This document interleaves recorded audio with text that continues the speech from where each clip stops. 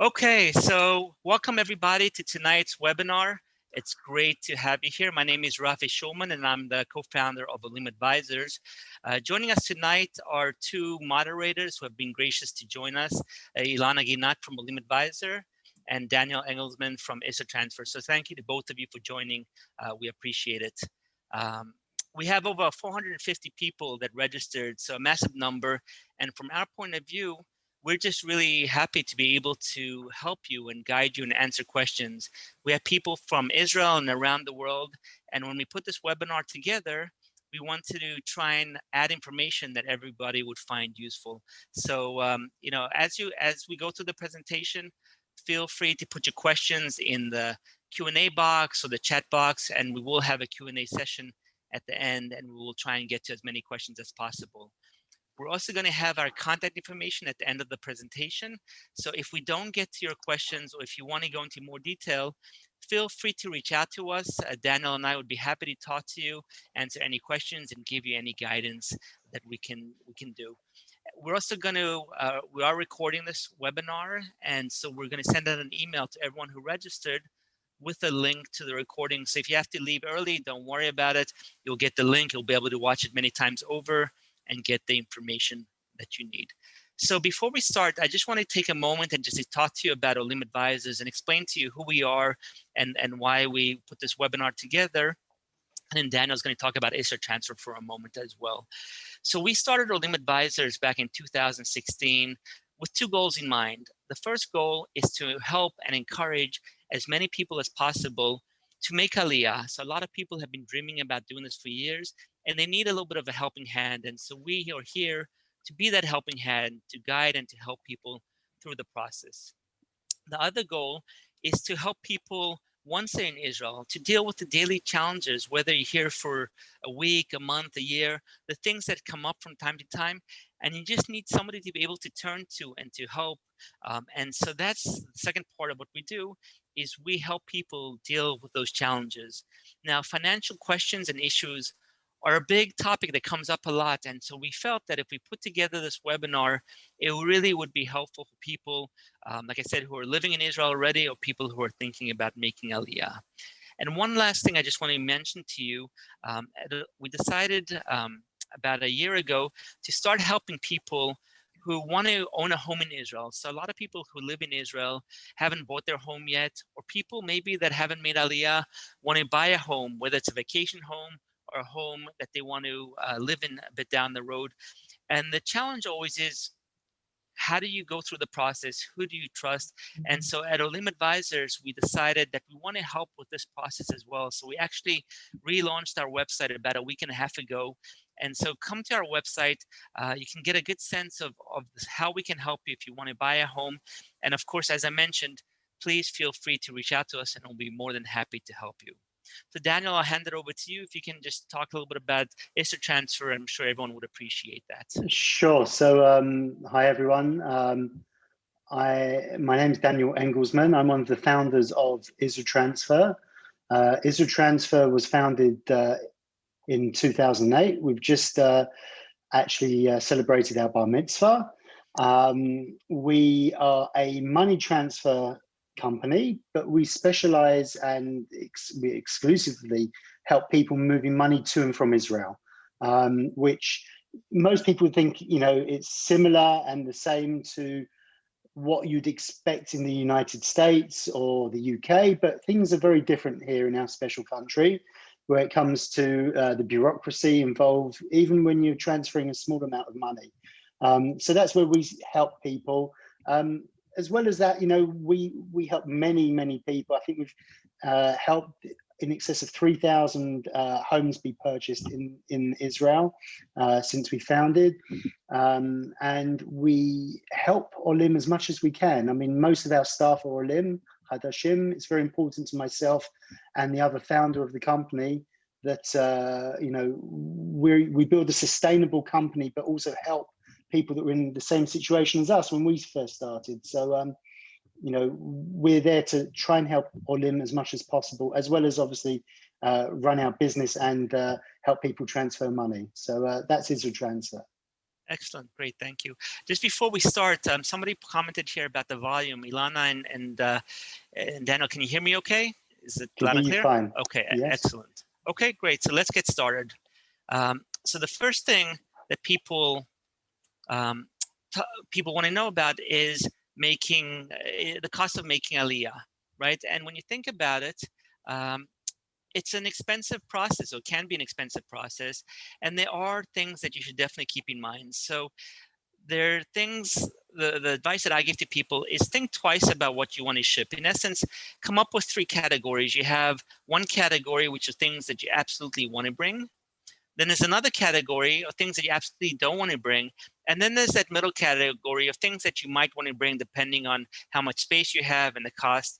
And that really does 2 things. First of all, it kind of forces you to get rid of all the things that you don't need. So the winter clothes that you're not going to use, and the boots and the gloves and all those things that you probably won't use here, and all the things that you've been accumulating over time. And that reduces your cost of shipping, right? So that's the first thing. And when it comes to some of the big items, like your car that you might not bring, or furniture that you might not bring, then a lot of people will actually sell those, and that can help you subsidize the cost of shipping your belongings. So that's one thing that I think, if you are thinking about making Aliyah, and you're at the stage now when you're thinking about what to ship and what not to ship, that's to keep in mind. Now, when it comes to a car, there's a few factors to keep in mind. Part of it is a personal decision. So some people love their minivan. They want the Odyssey, the Honda Odyssey, and they have to have it. And if that's the case, then you can bring it, and people have done it, and they think it's the right decision, and that's definitely an option. The other part of that decision is more of a dollars and cents. Take a look at the cost of how much is it going to cost for you to ship the car, how much is it going to cost for you to fix it, for the gas, especially if it's a bigger one. And do that comparison. And I think in many cases, people feel it's just not worth it. It's not worth the cost. It's not worth the aggravation. And what they end up doing is they end up buying a used car here.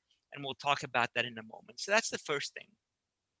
The other thing that you want to think about is timing your shipment. And what I mean by that is that you have 2 options. You can either send your things early, and then you just have to make do and borrow things, and then you get the things here as soon as possible. Or you can wait until the last moment, and then very often you have to wait for things to arrive here. Now, the 2 things to keep in mind, I tell people to try and time it so that your things arrive here shortly after you make Aliyah for 2 reasons. One is because it helps you adjust. It helps you acclimate. And if you're coming with kids and they have their toys and their books and their bikes, it just helps you adjust to your new life in Israel sooner than later. The other thing is that storage is expensive. So if you're going to ship things and you haven't arrived yet, or you aren't in your home yet and you have to put things in storage, that can add up pretty quickly. So something to keep in mind as you're planning out your shipping. Another thing that you should do, and negotiation, we'll talk about it in a few moments as well, is price shop. There's a number of reputable companies, and they all compete with each other. So, take your quotes, and I would recommend that you get at least 2 to 3 quotes from different companies, and then compare, right? Compare one price to another. And again, be careful that you're not going with a low price company, because some of those companies aren't reputable and you might end up regretting it. But if you're going with a company that does have a good reputation and you've seen good reviews, then see what you can do. A lot of times they will lower their price, and you could save yourself, a few $100s just by negotiating a little bit.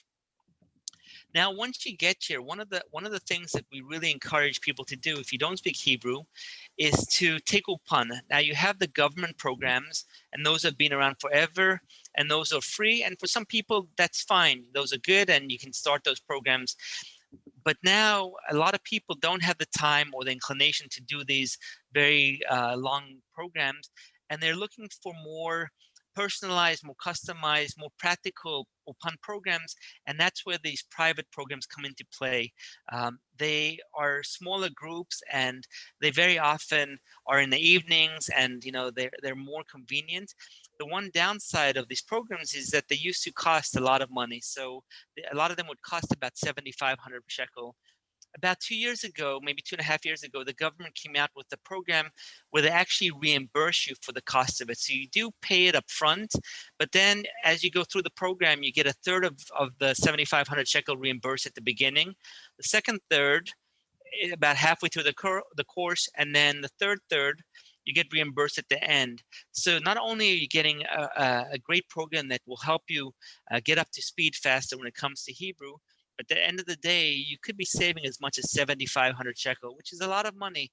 So just make sure, if you're inclined to enroll in the OPAN program, first of all, make sure that they offer this program. And second of all, make sure that the government is still offering the program, because they did pause it during Corona, and then they restarted it. So you just want to make sure that that's available to you.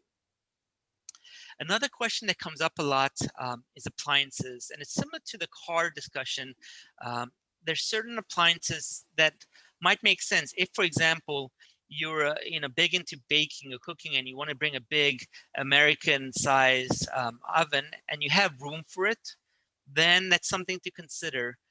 In the past, if you go back 5-10 years ago, appliances in Israel were a lot more expensive, so it made a lot more sense to bring appliances. Now, as prices have come down, first of all, you're not paying as much for ovens here, and it could be the European brands or the Japanese brands. You can still get a really good brand, and you're still going to pay a little bit more money, but not a lot more. So that's something to keep in mind. The other thing is, if you are going to bring your appliances, you might be saving money because you don't have to buy it, but then you have to pay for shipping. And very often the warranties aren't valid in Israel. So if you have to fix it, it becomes more expensive. So, keep in mind, part of it, again, is a personal choice, and part of it more is a financial decision. But definitely, you want to look at the cost of shipping it and the cost of buying it, because potentially you could save a lot of money, if you end up buying things that are here. And the last thing that I want to mention, for a lot of people, is more of a foreign thing, things that they aren't really as accustomed to, and that's buying used goods. When we made Aliyah about 6 years ago, we bought a used car that was about 3 or 4 years old, had about 70,000 kilometers, still in very good shape, and we saved about 40,000 shekel versus the price of buying a new car. So that's something that I would strongly encourage you to look into, is buying a used car. And the same thing with furniture. When you're buying used furniture, it doesn't have to be something that's falling apart. There's, some really good outdoor furniture. And Daniel, I'm not sure if you've done this, but you can go into Yad Shtaim and you can find really good furniture, whether it's outdoor furniture or indoor furniture, bikes and things like that, that you don't have to spend a lot to buy new. And so it's just something, again, it's a bit of a change in mindset. There's one website called Yad Shtaim that has a lot of really good, options in secondhand furniture. And so it's just something for you to keep in mind. Rafi, if you allow me, if I could Yes. just tell a couple of just short stories relating to what you've just discussed. I made Aliyah 13 years ago before I had children. And myself and my wife shipped everything from our house. Our house was emptied from top to bottom, and everything was shipped. And a couple of years later, I regretted it. By the time certain wardrobes were dismantled and put back together again, it wasn't the same build quality. And what I paid to ship the goods compared to what I could have bought new here, the difference wasn't so great. And I ended up replacing some of the stuff that I ended up shipping. So I think it all depends on, whether it's brand new things that you want and stuff that you can't actually get here should determine whether or not you actually need to ship it or want to go to the expense of shipping that particular item. In terms of cars, and look, everything is much more expensive here. Things have come down in price in terms of electronics, certainly. Televisions and things like that are much cheaper than they used to be, but things like cars are the big expense, I think, here. Also, some types of furniture. If you want leather furniture here, you're going to pay an absolute fortune for it. So I guess it all depends on what items you've got, how good quality, how old it is, and work out the figures. There's plenty of resourceful sites you can look at to see what the price of an equivalent good is here in Israel. So I definitely spend the time researching. And as I said, I regretted shipping a lot of the things that I ended up shipping. Right. I think you're making some good points, some really good points. Okay. So now the question really, and this is something that is really universal, right? Is the concept of living within your means. I think that when people move to Israel, it's stressful enough. It's stressful moving to any country for that matter.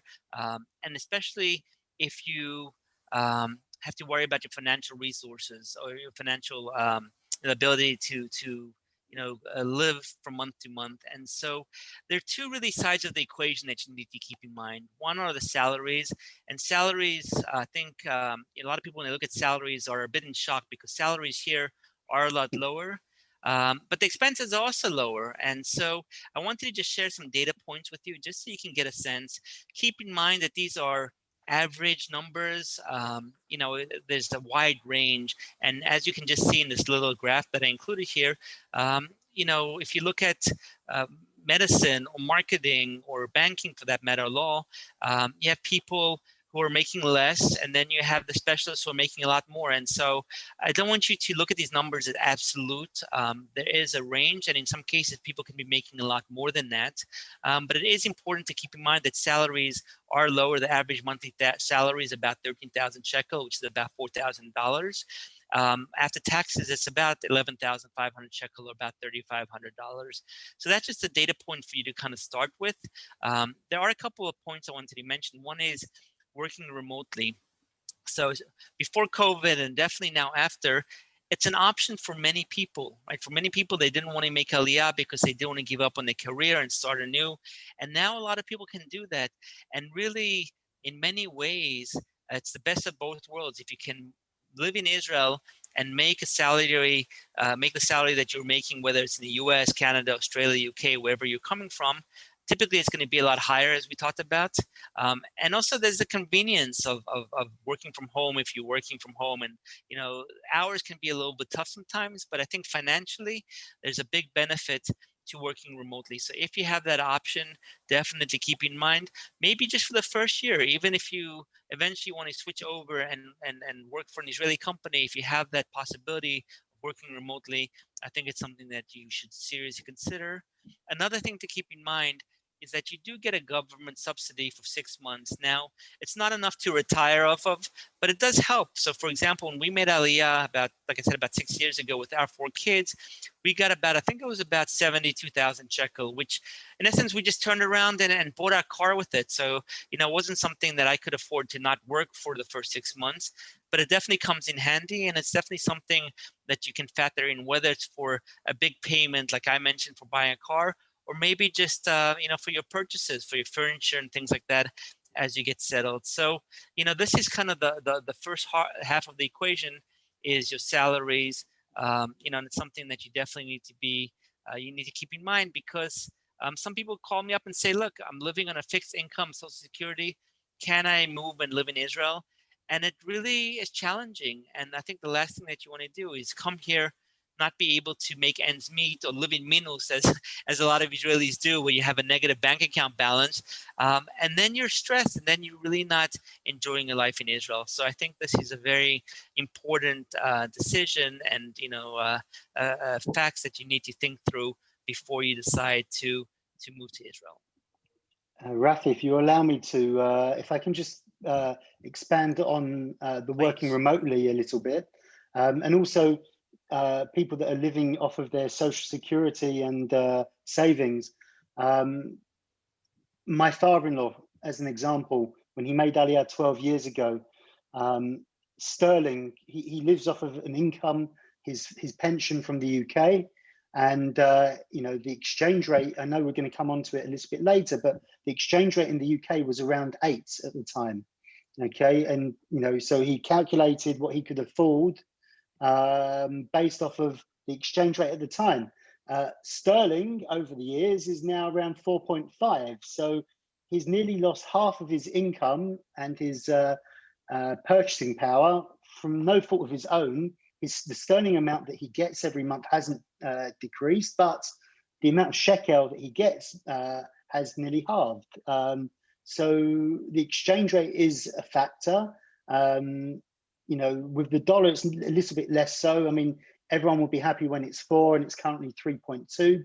And, you'd be getting a lot more for your money if it was back to 4. But when you're looking at moving here, and also when you're looking, to work remotely, you've got to factor in possible movements in the exchange rate. If it moves down 10%, you're losing, or you're earning less, 10% less than you thought. So you've got to bear that in mind as well. Absolutely, good point. Okay. Oops. So now we're getting to the other side of the equation, the expenses. And there's a few things to keep in mind. And this is a great sample budget that Nefesh B'Nefesh has on their website. And they have different scenarios. I just took 2 scenarios, a family of 6 and a couple coming, 55 plus retired couple. And so if you look at the top line, a family of 6, and again, there's a big range here, and we'll talk about it in a moment. Somewhere in the neighborhood of 14,000 shekel per month to 35,000 shekel per month, which is the equivalent of about $4,300 to about $11,800. So that's the range for a family, and then for a couple, as you can see, of course, it's lower, somewhere in the neighborhood of 10,000 shekel to 18,000 shekel per month, and about 3,000 to 5,500 shekel per month. So the question is, what does that break down? What does that look like? And so the big ones, of course, are rent, right? And you can see here there's a big range of about 5 to 10,000 shekel for a family, or 3,500 to 6,500 for a married couple. But there's an asterisk here that I just want to kind of focus on. It really depends on where you live, right? Because you could live in Tel Aviv and be paying 25, 30,000 shekel, a month for rent, or even more. I was talking to somebody who was looking to rent a place in Arnona for 30,000 plus, right? So this is a range, but you can definitely spend a lot more. Another big thing is food, right? It really depends on what your habits are. If you are a meat eater and steak 3 times a week, and you're buying the British or American products in the supermarket, then it's going to be more. If you like your steak and wine, and that can add up pretty quickly. And so this is a range, but I think it gives you a decent range of the costs of food if you're going to the supermarket. Then you look at phone and internet, and that's pretty tight range. Of course, it depends on the number of people and the plans that you're signing up for, but that will give you an idea. Utilities is everything else. So power, water, electricity. The big asterisk here is air conditioning. If you're used to kind of a cool temperature and you're running your air conditioning 24/7 in the summer, and it starts from March and goes through October, you're going to be above that range. But this is kind of the average range, and I think it's pretty reasonable. Arnona is a municipal tax, and what's interesting here, unlike a lot of other countries, is that even if you rent, you have to pay Arnona. You can get a big discount in your first year after you make Aliyah, but this will give you an idea of the taxes that you would have to pay. Now, health insurance, a lot of people, when they think of Israel, they think of the socialized, subsidized health insurance, and that is the case. In many cases, you pay very little, but a lot of people pay supplemental, and I would recommend that you consider that if you have young kids, if you have pre-existing medical conditions, things, for example, if your kids need braces down the road, or if you want to do the LASIK eye surgery, then you can pay supplemental insurance, and then it can actually reduce your costs down the road. So this will just give you a sense of what those premiums look like. And then, of course, additional insurance, life, home, car, you're going to be paying for those as well. Transportation is another line item that really can make a difference in a number of factors. If you are living in an area where you can take public transportation, you might not need to buy a car, or maybe you can just get by with one car. So first of all, it's that big expense at the beginning of buying that first car or the second car. And then it's just the ongoing expenses of gas and repair. And so when I made Aliyah, I used to commute to Tel Aviv by bus, and it saved me a lot of money. And so there's a trade-off, convenience versus cost. But I think one of the advantages of living in a lot of these cities is transportation is good, and you can take advantage of that and reduce your cost of living. Entertainment, like any country, depends on how often you go out and what you do. The great thing about Israel is that there's a lot of free concerts and free things to do, so you can definitely try and reduce that, but this will give you an idea of the costs, because you do want to take advantage of the delicious restaurants and food here and the fun things that you can do. Gym membership, of course, depending on your lifestyle, but it is something that a lot of people do, and so we wanted to mention that. And then the last 4 line items are really specific to families who are coming with kids. If you're used to paying a very high, private schooling in where you're living now, whether it's the States, UK, Australia, then this is one area that really, you'll see your expenses come down a lot. Education is not free, as some people might come to believe, but when you look at it, you're really talking about a relatively small amount, and a lot of that goes towards books and trips and things like that. But definitely is a fraction of what you might be paying right now. Tutoring is more for the kids that need the extra help, and this is something that we did as well. Kids that come here, if they don't speak Hebrew fluently, or if there is a gap in their education, private tutoring does really help them, and it does add up, and so it is an important line item to keep in mind. After school activities is something that I think is more for the parents and for the kids, because school ends here at like 12:30, 1 o'clock, and then you're sitting there, you're sitting at home with your kids there. And so I think it's something that a lot of parents want to enroll their kids in, and I think it's good for the kids socially and academically, but there is a cost associated with that, so just something for you to keep in mind. And then childcare can be expensive in the young age, so 0 to 3, it's private childcare. And as you can see, it can add up. So, this is just a breakdown. Again, it's just a sample that can vary very widely. And if you have questions about your specific situation, please feel free to reach out to me, talk to Daniel.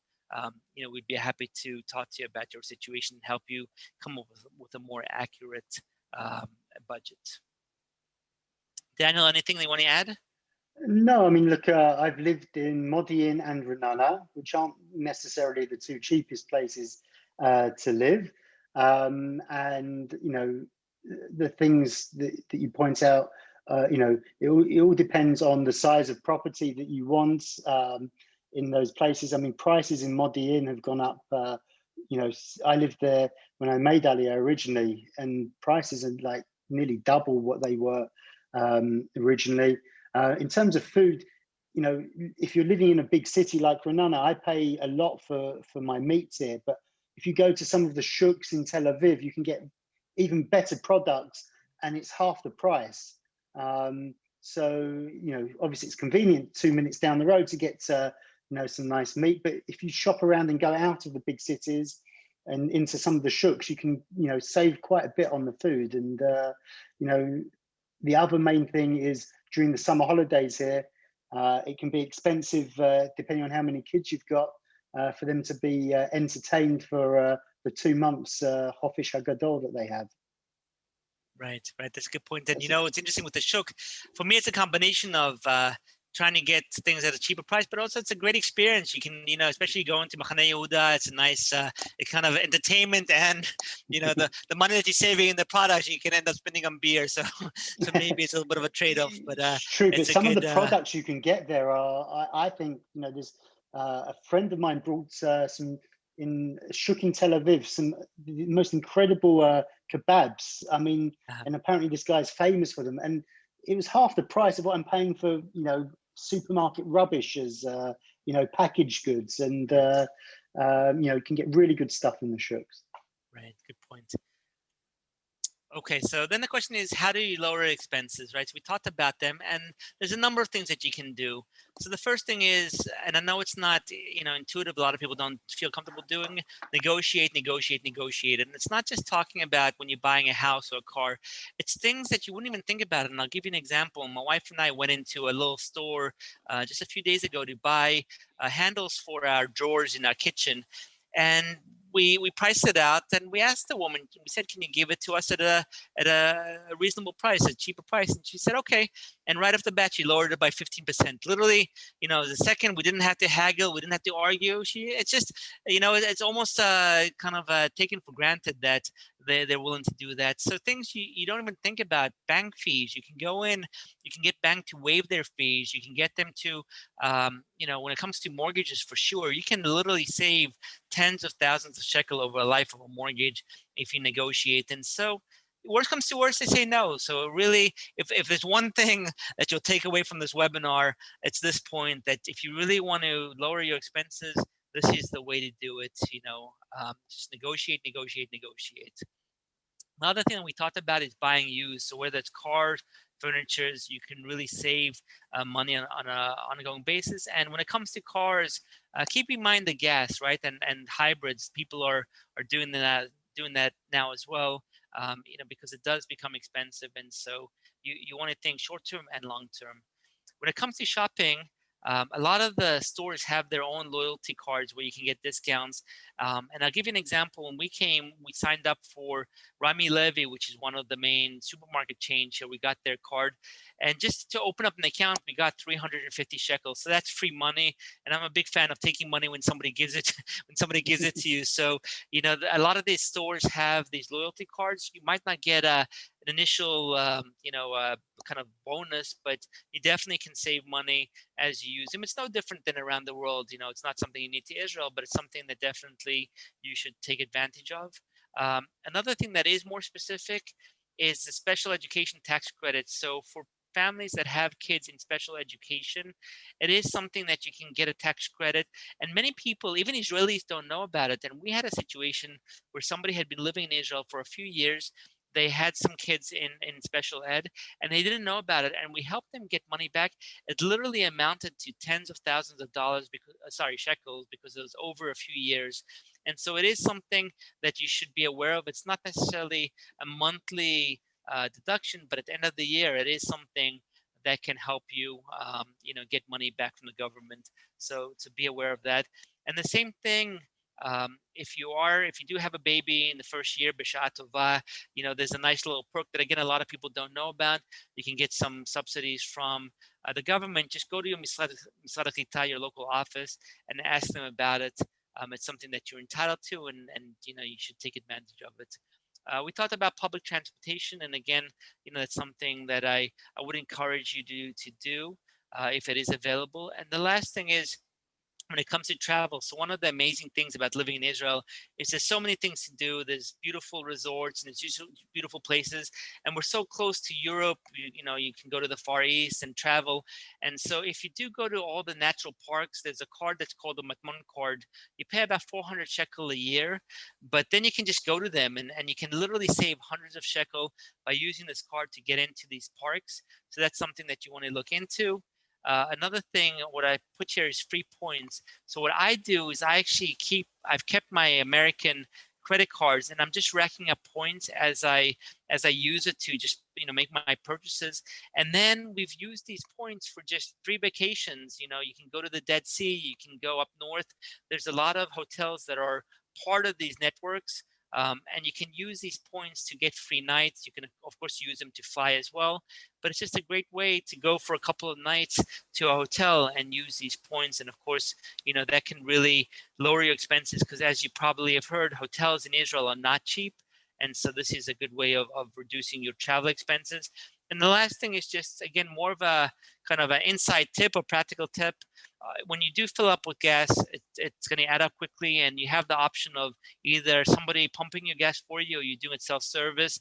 And it's really not complicated, but you can save money. I think it's like 20, 25 agorot per liter.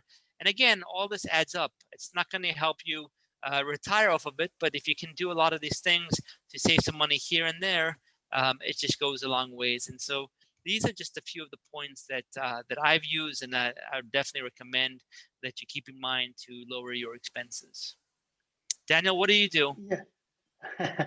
Well, I just wanted to just elaborate on where you say buy used, because whilst you can buy used, you can also sell your stuff. There's a good second-hand market for selling stuff that you'd probably in the UK or the US just throw away. There really is a big second-hand market here. I've sold, I should probably rephrase that. My wife has sold stuff that I said I'll just get rid of it. But she gets 200 or 300 shekels for something that I was going to throw away. Things kind of keep their value a bit more here than back home. If you do go for a new car, for example, the cars keep their value more here. I bought my car new. This is not my first car here. Originally, I bought used. For whatever reason, I bought a new car. It's now 5 years old, and it's only halved in value. So, things do tend to keep their value a lot more here. Obviously, going to sell it and then negotiating with an Israeli might be an experience. But there's definitely value in things that you have that you'd normally just get rid of. And yeah, that's my main takeaway from this, what you've said. Great. So we talked about the kind of the ongoing monthly expenses. Buying a home, of course, is a dream of many people. It's the biggest investment you're going to make, and definitely in Israel because of the prices here of homes. And there's things that you can do, and I just wanted to touch upon this, and of course there's so many factors that go into this, but there's things that people aren't aware of that can really make this pipe dream become a realistic dream. So the first thing is getting a mortgage. So as an Israeli, you can get up to 75% mortgage, whereas if you're buying a home as a foreigner, most likely it's going to be 50%. So when you think about it, it still means you need to put a lot of money down for the house, but it does make the down payment much more manageable. So if you're thinking about it, if you're thinking about buying a home and you're maybe trying to debate whether you should buy it before you get to Israel or if you're coming in 6 months, this is one point that really can make a big difference in terms of the affordability of homes, is the ability to get a higher mortgage rate. Not a higher mortgage rate, but a bigger percentage of your loan as a mortgage. The second thing is the down payment is high, but the mortgage payments aren't as crazy or as expensive as you might think. And I'll give you an example just with a kind of a sample. So let's say you're spending $1 million on a home, right? So that's about 3.25 million shekel. And let's say you put down about 40%. So again, I recognize that's a lot of money to put down, but let's say you're in a position where you can do that.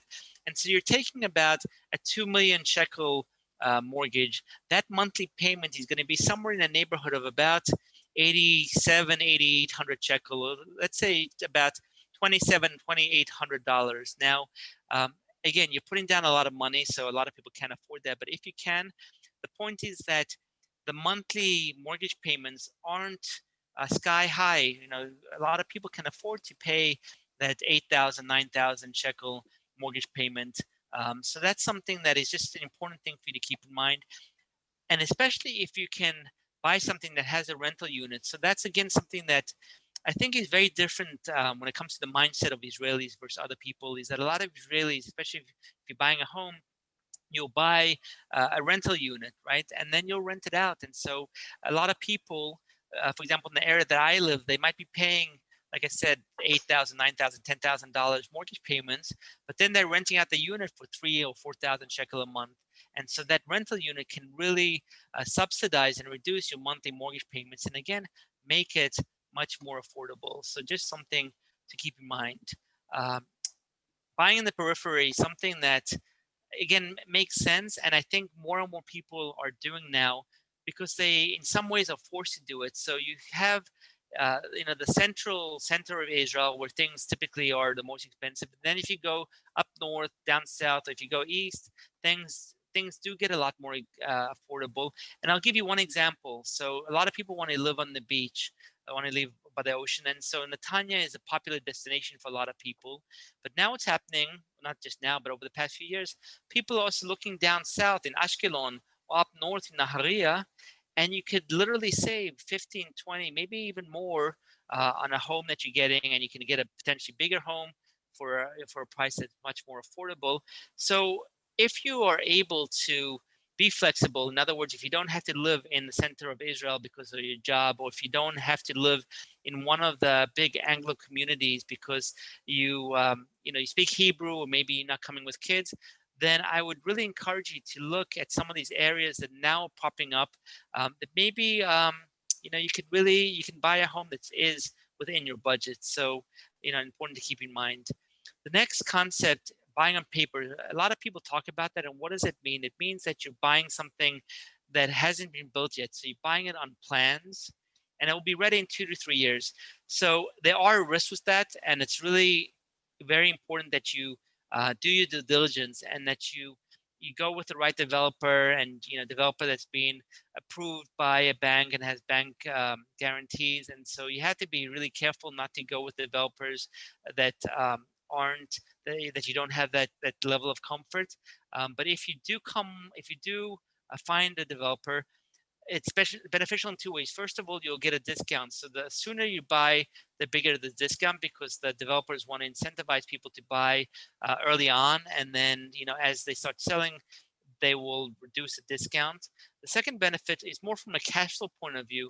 Typically, you have to put down 20% down, and then you can pay the remaining over 2 to 3 years. So from a cash flow point of view, if you're thinking about making Aliyah in 2 to 3 years, you can buy the house now, buy it on paper, so you're benefiting from the discounted purchase price, and then you can plan it out where you can pay it, and you don't have to pay it in cash. You can get a mortgage over that period of time, and really, it helps you kind of manage your cash flow. So that's important to keep in mind.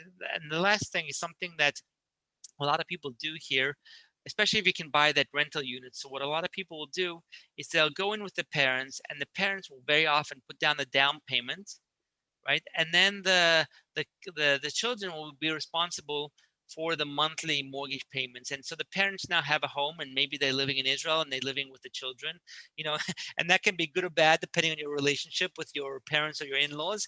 But from a financial point of view, you're kind of tackling that big down payment, and then your parents have a place to live, and then you can manage the mortgage payments. So again, it's being creative in your thinking. It's not just the traditional buying something from a seller or buying something from a developer.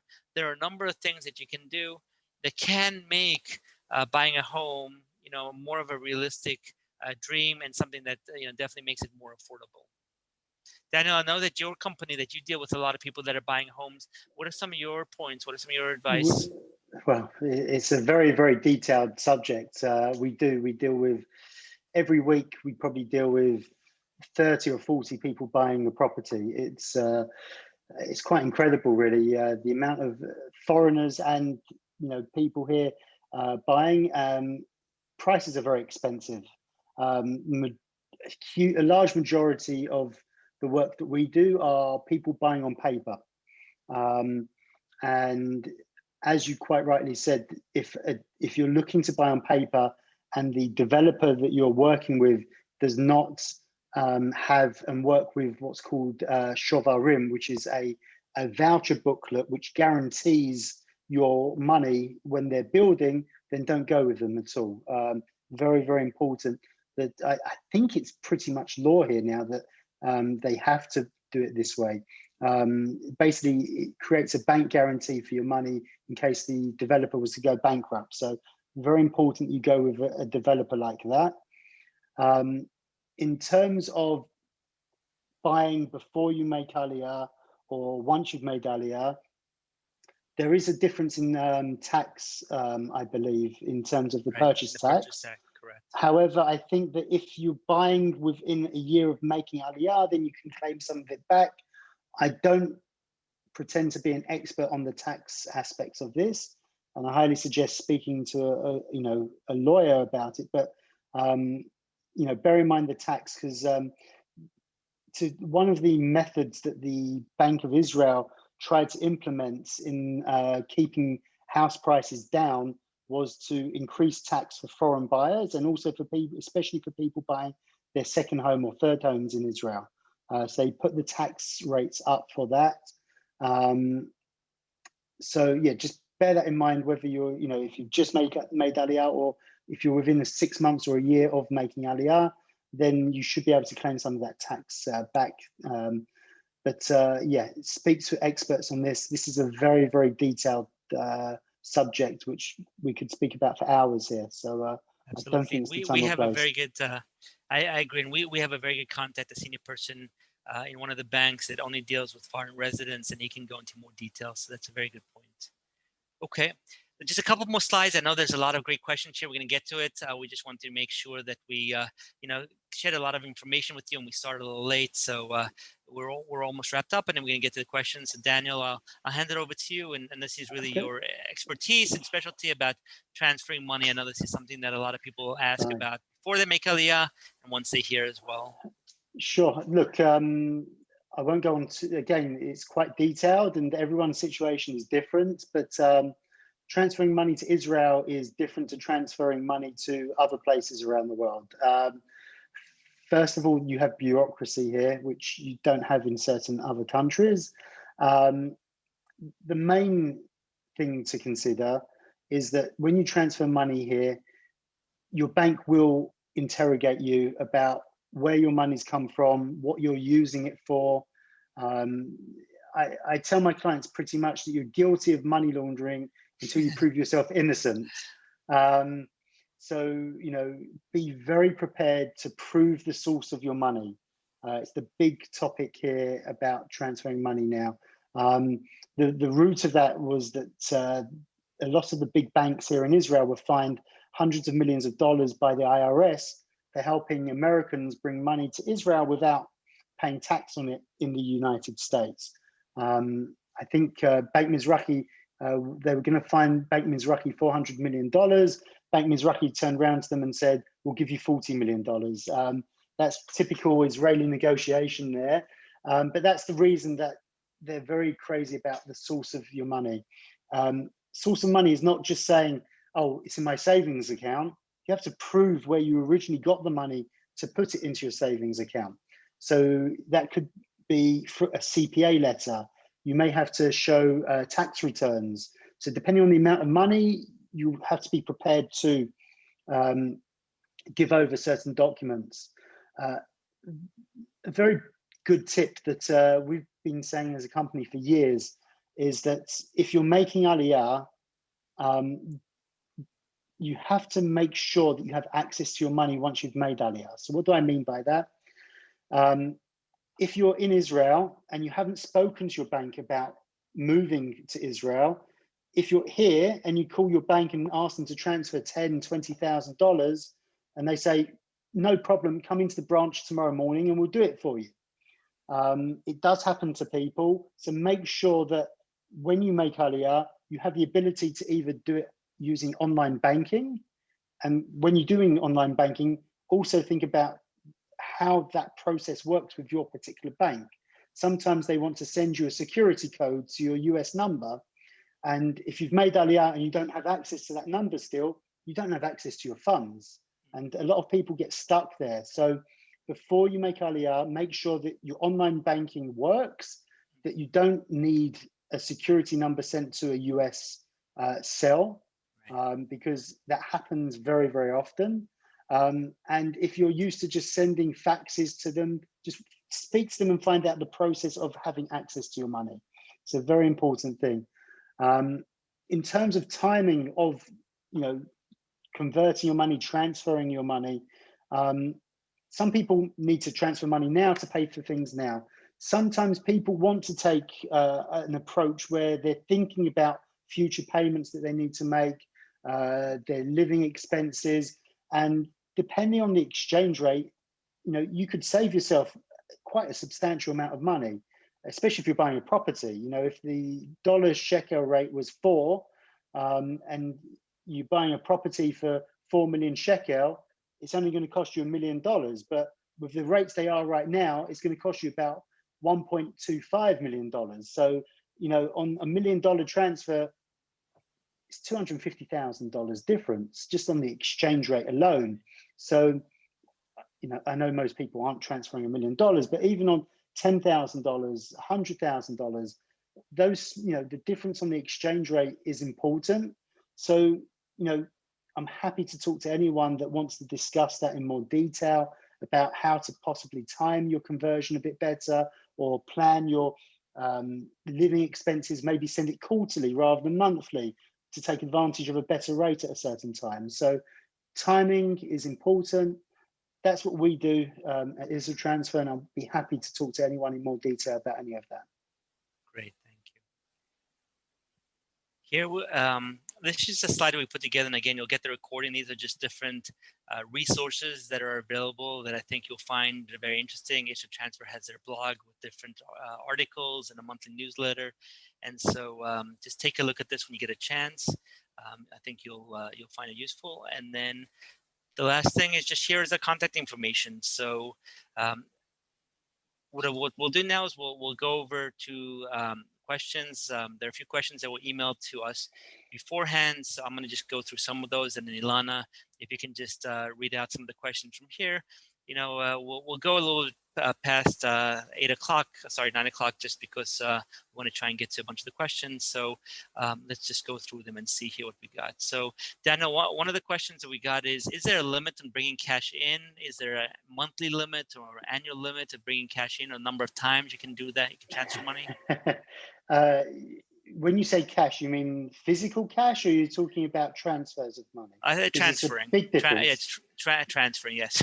Transfer, because like cash now, I mean, you used to be able to bring a certain amount of cash in through the airport, but you know, as soon as if you have physical cash and you go to your bank and try and pay into your bank now, you're going to be interrogated even more than if you're doing a wire transfer. So things have changed a lot in terms of that. You can transfer as much money as you want. There's no limit. Depending on the amount of money you transfer will determine how much of a hard time your bank may or may not give you. But there's absolutely no limit on how much money you can transfer into the country. Okay. And then they were talking about, can you have a Canadian or an American account in an Israeli bank? So if somebody wants to, for whatever reason, transfer money from Canada through IsraTransfer to a bank in Israel, can you keep it in that local currency, or do you have to convert it? Look, if they do it through IsraTransfer, we only help people if they're converting it from one currency to another.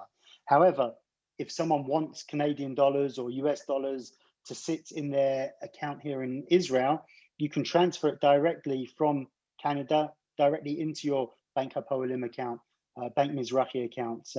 There's a big difference in this country compared to the US and the UK. If you transfer Canadian dollars into your regular account here in Israel, it won't automatically be converted to shekel.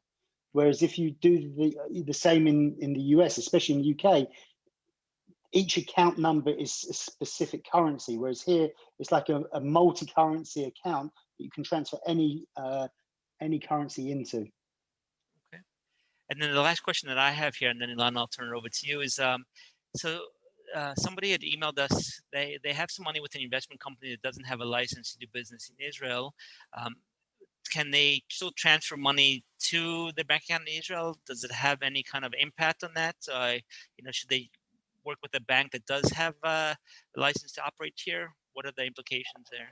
Oh, so if you're talking about a company that's operating in Israel and doesn't have a license, operating in the US. It's a US company, and they want to transfer money, but they don't have they're not operating in Israel. So are there any issues with that?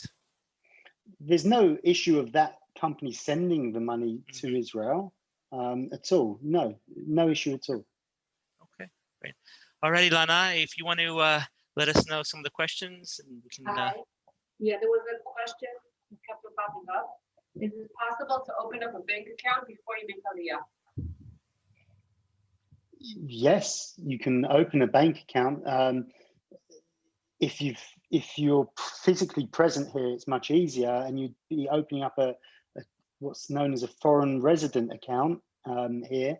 There are some ways of doing it if you're not present in Israel by using a lawyer, and there are a couple of places that will do it for you that have local representation in different countries. But you can open the account, and a lot of them you can then convert to a resident account once you've made Aliyah. So yes, it's possible.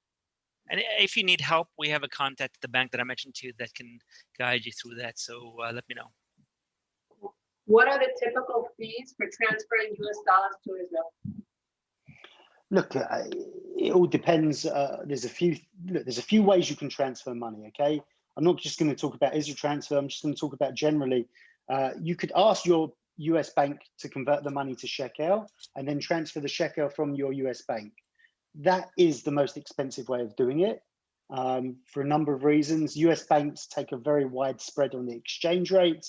And then when it gets here, it normally comes via an intermediary and a little bit's taken off in the middle. That's the most expensive way of doing it. And you'd probably lose between 4 and 5% of the amount that you've transferred by doing it that way. Another option is to send your US dollars directly to your Israeli bank here. They'll charge a fee to receive the money. They'll charge a fee to convert from dollar to shekel, and then they'll take a spread on the exchange rate. Normally, you'd lose around 2% of what you've sent by doing it that way. And obviously, the smaller the amount, the bigger the percentage, because there's often minimum fees for certain actions as well. With companies like us, we remove most of those fees, and generally you're losing between 0.5% and 0.75% on the exchange rate, and that's it. I saw here a few questions about taxes, and it's not an area that Daniel and I are experts in. So if you have questions, again, feel free to reach out to me. I can put you in touch with a tax advisor. You know, a lot of times there are specific details that you need to go into. And so, you know, just keep that in mind. If you ask, what are the websites that Daniel was mentioning that one could compare the prices from furniture between the US and Israel prices? Look, I mean, I know of a couple of websites, and Rafi, maybe add on anything that you know, but, you know, Yadstein is a good website in terms of cars, houses, to get an idea of house prices and things like that. Also, Zap is a fairly good website. I think it's more for electrical type of goods, but you can get a good sense of prices here in Israel on those two websites. Do you know any others, Rafi? The Yadstein, I think, is the one that I use most of the time. That's the you know, one of the biggest ones. That's where I go to. And remember, you've got IKEA here in Israel as well, so you can always look at IKEA for furniture to get a sense of you know, kind of prices. Right. Is there a monthly minimum maintaining balance in banks in Israel? I'm sorry, I didn't quite hear that one. Is there a monthly minimum maintaining balance in banks in Israel? If you are a resident in Israel, there is not. As Rafi said earlier, most people live in minors here. But if you're a foreign resident, you might be lucky and find a bank that doesn't have, but over the last few years, a lot of banks have been writing to foreign residents and telling them that if they don't keep a minimum balance of either $50,000 or $100,000 equivalent, then they're going to shut their accounts. So you could be lucky, but they're moving more towards having a minimum amount of $50,000 to $100,000 if you're a foreign resident. Okay, one is asking, can you rent for a period, say 6 months as a visitor, and then change status to make Aliyah? Or do you have to leave and come back? What was the question? I'm sorry, Lana, I couldn't hear you. Can you rent for a period of say 6 months as a visitor and then convert to make Aliyah? Or do you have to leave and come back? No, you can rent and then you can make Aliyah from Israel. It was something that was pretty common before Corona, before a lot of government offices shut down. So absolutely, you can come here. Now the challenge is just, can you get into the country, because they're still not letting non-citizens get into the country. But please God, in the near future, when the borders do open up, you can come on a tourist visa, you can rent here, and then you can become a citizen, or you can make Aliyah from within Israel. What is the cap on how much US dollars can you bring with you per person or per family on the flight if you will be declaring it? Look, this is constantly changing. It used to be $10,000, but whilst the requirements of whilst the allowed amount may stay the same, getting that money into a bank account is going to cause you the biggest problem, because banks don't want to accept cash from people anymore. So a transfer is definitely better option and safer, of course, rather than traveling with the cash on you. Do we need to open up an Israeli bank account before buying an apartment or applying for a mortgage? What if we are buying on paper? How do we open an Israeli bank account? Look, it all depends on whether you're a foreign resident or not. We have plenty of clients that are buying properties that don't actually have a bank account here. In a lot of cases, the lawyers that are acting for you will open up a trust account in order to help facilitate some of the payments, but it's not necessary to have the account whilst you're making payments for an off-plan property. I mean, I personally advise you to open a bank account to pay bills from. If you plan on renting out the apartment, to collect the rental, but definitely better to have an account than not, but it's not a necessity in order to purchase a property. I see here there's a question about somebody, a senior, who wants to get a mortgage. And so there's two things to keep in mind. One is the income. The banks in Israel are conservative, and you need to have what they call 40% debt to income. So the debt that you have can exceed more than 40% of your income. So that's one thing that to look at. The other one is the age of the person. So banks will give a mortgage up until the age of 80 is generally the age that they say. And so if you're 70, and you have the income to exceed the 40%, or to make sure that it doesn't exceed the 40%, then you can get a mortgage, but the duration of the mortgage won't be more than 10 years. So to answer the question, yes, you can get a mortgage, but it wouldn't be, for example, for 30 years or 20 years if you're close to that age of 80. And someone is asking about foreign credit cards. Do you need to pay an annual fee? And are there Right. So it depends on the card. A lot of them have no annual fees. You have to make sure that you get a card that doesn't have foreign transaction fees. That's probably more important. The one that I use does have an annual fee, but then you get a travel discount credit, so it's subsidized, offsets a lot of the fee. But I do it for a few reasons. First of all, the foreign credit card gives me the protection that most Israeli cards don't give you. So if you buy something and it's get it delivered and it's broken, it's much more of a hassle to try and get them to dispute the charge with an Israeli credit card. With Amex or Visa, it's much easier. I mentioned the points that can also add up, and it's just it's good to have an extra one. Having said that, it is important that you do have an Israeli credit card, because there are certain places, gas stations and things like that, that you cannot use a foreign credit card. So it is important to have both, but the foreign one does have its benefits. There's a question about Aliyah. Does Israel subsidize Aliyah, or is it only self-financed? So there are the subsidies in a number of ways. There's the money that you get over 6 months. You actually get some money when you arrive in Israel, and then you'll get a subsidy over 6 months, and the amount depends on your situation. So single, married with family, all those have different figures. And then there are tax subsidies. So we talked about Arnona, which is your municipal tax. There's a discount with buying a car, but it's a very small discount. The taxes in a car is about 80% for an Israeli resident, and if you are using your OLED tax discount, it's about 75%. So you're getting a 5% tax discount, more or less. But like I mentioned before, this is on new cars, right? So like I mentioned before, you could probably save a lot more money by buying a used car versus using your Ole Hadash card discount. So, just something to keep in mind when you're looking to buy a car.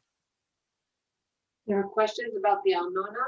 If someone was stuck in the U.S. because of COVID, when they come back, will they have to pay all the time they weren't here? So you need to look into it. It's a good question. I don't know the answer. We haven't had to deal with that. You would have to contact your municipality and see, how that works. I'm sure that a lot of the municipalities have made accommodations for people in that situation.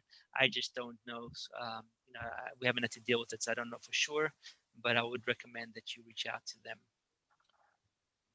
Okay, so we have time maybe for 2 or 3 more questions, and then we'll have to. Question about kosher food. Is it more costly here? I don't know. I haven't bought non-kosher foods, so I don't know. Daniel, I don't know if you've had a chance to look at the supermarkets and look around and compare. Look, I keep kosher. I'm not religious, but I keep kosher. And in the UK, compared to here, meat for sure, I think is cheaper generally, unless you're going for things like lamb, which are just astronomical here compared to the UK. In terms of meat, so I think generally meat is a little bit cheaper here. Most of the other goods I think are on a par with the UK. I don't know about the US. Are there US bank debit or ATM cards, not credit cards, that do not charge foreign withdrawal fees? Is that for me? If you know the answer, Capital One might. I know a lot of people talk about Capital One, so I don't know if that's. I think that's the bank card there. Do you know, Daniel, if they're banks that you can use?